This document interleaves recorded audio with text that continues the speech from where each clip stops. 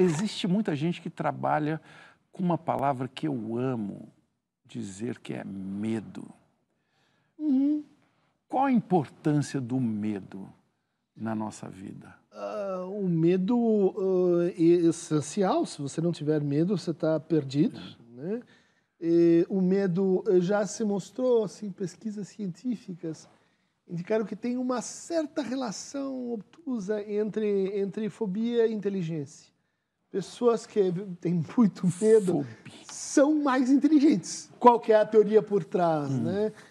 O medo é correlato de um outro afeto, que seria ódio, ou seja, eu recuo se eu tenho medo e eu ataco se eu tenho raiva. O estado de medo, ele evoca, né, essa inteligência de enfrentamento, mas depois de certo ponto ele convida ao emburrecimento. Porque a pessoa diz assim: eu não consigo enfrentar o meu medo, atravessar meu medo com os recursos que eu tenho. Eu preciso de alguém, me manda alguém que eu obedeço, e daí pronto, ufa. Estou livre do medo, virei um servo, né? De alguém ou de uma ideia. Alguém, uma instituição.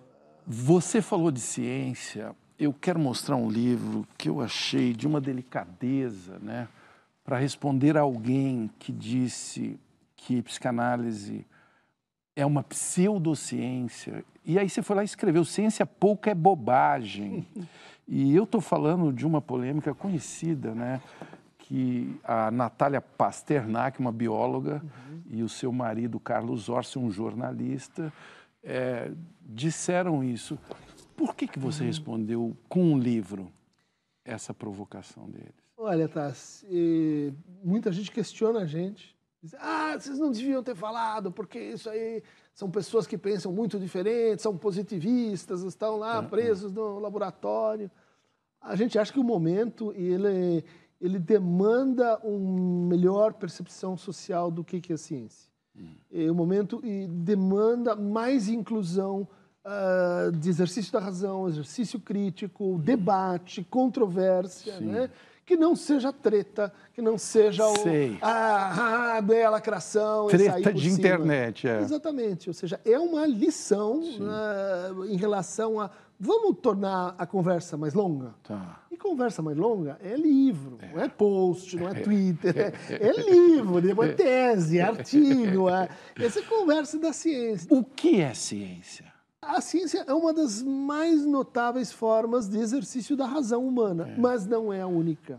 Esse é um dos pontos do livro. Não é a única. A ciência é neutra, por exemplo?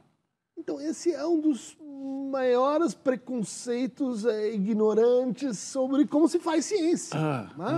Ou seja, essa ideia de que é um conhecimento angelical, ela tem que ver com o quê? Com obedece aí. Não precisa entender como é. Cala a boca que isso a ciência falou. Isso veio do Olimpo. De alguém, né? Exatamente. E é o contrário da ciência, porque a ciência é a dúvida. O que move a ciência é a dúvida. E muitos cientistas foram desmentidos e continuarão sendo ao longo da história, justamente porque se colocam em dúvida sobre o que está sendo pesquisado. Mas aí a gente pergunta, né? O que teria acontecido com a ciência que ela, nesse momento crítico, né, da experiência humana, em que a gente precisa tomar medidas imediatas sobre colapso ambiental, em que a gente precisa tomar medidas imediatas sobre vacinação de Covid, aparece uma massa dizendo: eu desconfio da ciência, isso não é bem assim, cuidado com a ciência erra.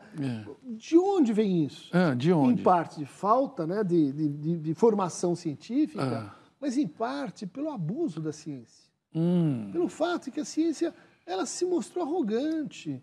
Verdadeiros cientistas, eles colocaram tanto gás na bexiga que a superfície de contato com a ignorância aumentou muito. Aumenta demais, Então, em geral, bons cientistas, isso eu aprendi com essa turma, não praticam esse tipo de autoritarismo, de exagero, de isso que a gente chama de cientificismo, né?